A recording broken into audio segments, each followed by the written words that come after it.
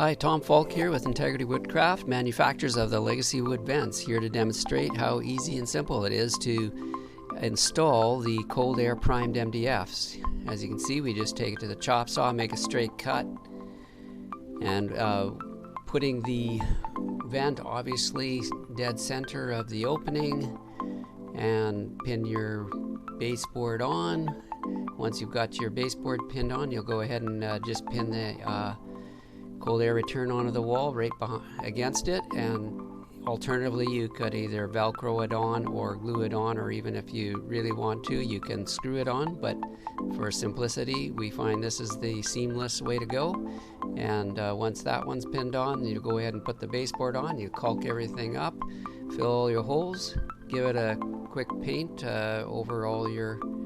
baseboard and vent all in one, and you're finished the project and it'll look seamless. Thanks for watching.